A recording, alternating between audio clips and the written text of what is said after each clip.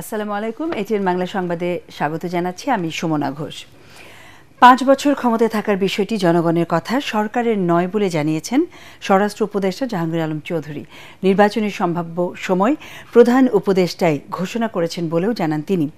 সচিবালয়ে তিনি এসব কথা বলেন। এ সময় স্বরাষ্ট্র উপদেষ্টা আরও জানান, পুলিশের কার্যক্রমের অংশ হিসেবে ডিবির প্রধান রেজাউল করিম মল্লিককে সরিয়ে দেওয়া হয়েছে। চট্টগ্রামের ডিসি হিলে পয়লা বৈশাখ বর্ষবরণ অনুষ্ঠানের মঞ্চ ভাঙচুরের মতো ঘটনা একেবারেই কাম্য নয় বলেও মন্তব্য করেন স্বরাষ্ট্র উপদেষ্টা। তিনি আরও বলেন, পর্যায়ক্রমে পুলিশ, র্যাব ও আনসারকে নতুন পোশাক সরবরাহ করা হবে। সরকার তো বলেই দিচ্ছে ডিসেম্বর থেকে জুনের ভিতরে। আমার ওই তো ওইটার বলার কোনো প্রশ্নই ওঠে না। আমি তো রাজনীতিবিদ না, আমি তো এই রাজনীতির প্রশ্ন তো বলতে পারবো না। জাতীয় নির্বাচনের প্রস্তুতি চলছে বলে জানিয়েছেন ইসি সচিব আখতার আহমেদ। সকালে নির্বাচন ভবনে সাংবাদিকদের তিনি বলেন, এরই অংশ হিসেবে ব্যালট পেপার ছাপানো ও নির্বাচনী সরঞ্জাম নিয়ে বিজি প্রেসের সাথে বৈঠক হয়েছে। এ সময় নির্বাচনে ব্যবহৃত পুরনো কাগজ যাচাই ও তা ধ্বংস করার বিষয়েও আলোচনা হয়। এসব কাজের জন্য বিজি প্রেসের সময় লাগবে 3 মাস। সচিব বলেন, প্রবাসীদের ভোট ব্যবস্থাপনায় 3টা পদ্ধতি নিয়ে 3টি টিম কাজ করছে। 20 এপ্রিল এই বিষয়ে মতামত জানাবে তারা। আসছে বাজেটের মূল উদ্দেশ্য হবে অশুল্ক বাধা দূর করা, এমন প্রতিশ্রুতি দিয়েছেন জাতীয় রাজস্ব বোর্ডের চেয়ারম্যান আব্দুর রহমান খান। রাজধানীর আগারগাঁওয়ে রাজস্ব ভবনের প্রাক বাজেট আলোচনায় তিনি একথা জানান।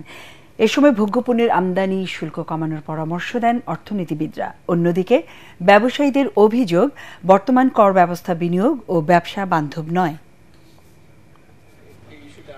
ট্যারিফ রেশনালাইজেশনের কথা এটা দরকারও, এটা করতেও হবে। এই জিনিসগুলোকে ব্যালেন্স করা আমাদের জন্য অনেক সময় কঠিন হয়ে যায়, বাট আমরা যেটা করি, দুই পক্ষকে নিয়ে বসে, যিনি বাড়াতে চান ওনাকে, যিনি কমাতে চান, দুজনকে নিয়ে বসে পুরো বিচার বিশ্লেষণ করে তথ্য উপাত্ত অ্যানালাইসিস করে তখন আমরা কারেক্ট ডিসিশন নেওয়ার চেষ্টা করি। কিন্তু যেই ধরনের অনিয়মই আমাদের কাছে রিপোর্টেড হোক, আমরা যদি এগুলোকে প্রমাণ করতে পারি তাহলে কিন্তু আমরা সাথে সাথে খুবই কঠোর অ্যাকশন নিচ্ছি।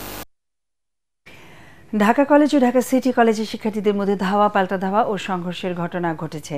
সকাল 11:30টায় রাজধানীর সায়েন্স ল্যাবরেটরি এলাকায় 2 কলেজের শিক্ষার্থীরা একে অপরকে ধাওয়া পাল্টা ধাওয়া এবং ইটপাটকেল নিক্ষেপ করে। প্রায় 30 মিনিট ধরে এই ধাওয়া পাল্টা ধাওয়া চলে। এতে কিছুক্ষণের জন্য সড়কে যান চলাচল বন্ধ হয়ে যায়। পরিস্থিতি নিয়ন্ত্রণে ঘটনাস্থলে বিপুল সংখ্যক পুলিশ মোতায়েন করা হয়। এই বিষয়ে ডিএমপির নিউ মার্কেট জোনের সহকারী কমিশনার তারিক লতিফ জানান, সামাজিক যোগাযোগ মাধ্যমে এক পক্ষ আরেক পক্ষকে ব্যঙ্গ করায় এই সংঘর্ষের ঘটনা ঘটে।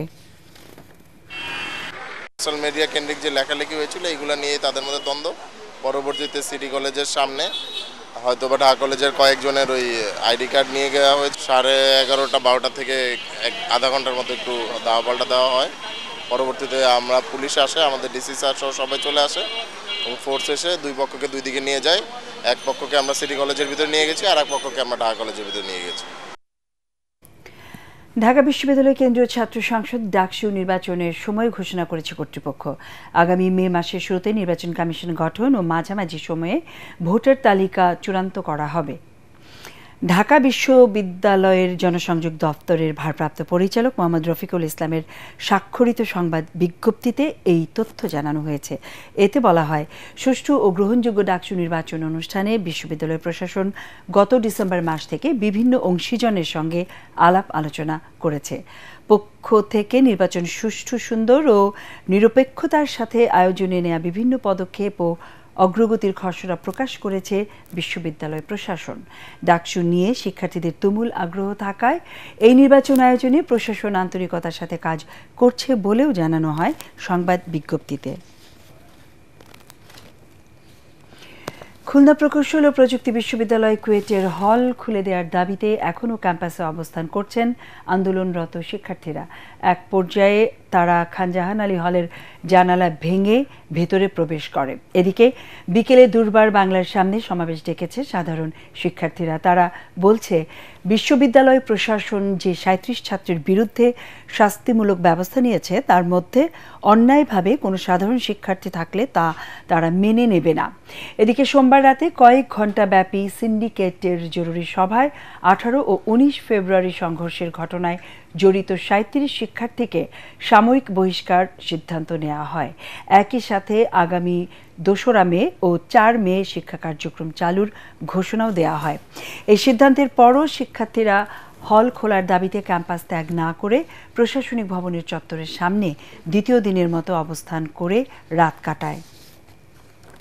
যারা অন্যায়ের বিরুদ্ধে তাদের দাবিকে জানাইছিল, যারা ছাত্র দলের বিরুদ্ধে প্রতিরোধ গড়ে তুলছিল, তাদের একজনকেও যদি অন্যায়ভাবে কোনো শাস্তির আওতায় আনা হয়, তাহলে আমাদের পুরো কুয়েটের সকল শিক্ষার্থী কঠোর কর্মসূচির দিকে অগ্রসর হবে। 2 তারিখ হল খোলার ঘোষণা বা 4 তারিখ শিক্ষা কার্যক্রম শুরু করার ঘোষণা, এটাকে আমরা প্রত্যাখ্যান করে আমরা আজকের ভিতরে হল খোলার জন্য জোর দাবি জানাচ্ছি। যে ঐক্য ফ্যাসিবাদ দূর করেছে তা ফিরিয়ে আনতে ঐক্যমত্য কমিশন কাজ করছে বলে জানিয়েছেন কমিশনের সহ সভাপতি ডক্টর আলী রিয়াজ। সকালে সংসদ ভবনের এলডি হলে ন্যাশনাল ডেমোক্রেটিক মুভমেন্ট এনডিএম বাংলাদেশের সাথে আলোচনার শুরুতে তিনি একথা বলেন। তিনি জানান, রাজনৈতিক দলের সাথে প্রাথমিক আলোচনা মে মাসের মাঝামাঝি শেষ হতে পারে। এ সময় এনডিএম চেয়ারম্যান ববি হাজেস জানান, প্রস্তাবিত সংস্কারগুলো বাস্তবায়ন হলে জনবান্ধব সরকার গঠনে সহায়তা করবে বলেও মনে করেন তিনি। যত দ্রুততার সঙ্গে সম্ভব একটি জাতীয় সনদের জায়গায় পৌঁছানো, এবং এই কমিশনের মেয়াদ যেহেতু জুলাই মাসের মাঝামাঝি পর্যন্ত, আমরা প্রাথমিক পর্যায়ে আশা করছি যে প্রাথমিক আলোচনাটা আমরা মে মাসের মাঝামাঝি পর্যায়ে শেষ করতে পারবো এবং তারপরে আমরা পরবর্তী ধাপে অগ্রসর হতে পারবো। প্রধানমন্ত্রীর মেয়াদ 2 টার্মের মধ্যে সীমাবদ্ধ রাখার বিষয়েও আমরা পুরোপুরি একমত নই। ন্যূনতম 10% আসনে রাজনৈতিক দলগুলো তরুণ প্রার্থী দেবার যে বাধ্যবাধকতার কথা বলা হয়েছে, সেটা আমরা প্রত্যাখ্যান করি। আমাদের পরবর্তী সংবাদ দেখার আমন্ত্রণ জানিয়ে এখনকার মতো শেষ করছি। ATN বাংলা সংবাদ ইউটিউবে দেখতে ব্রাউজ করুন, YouTube/ATN বাংলা নিউজ। ধন্যবাদ।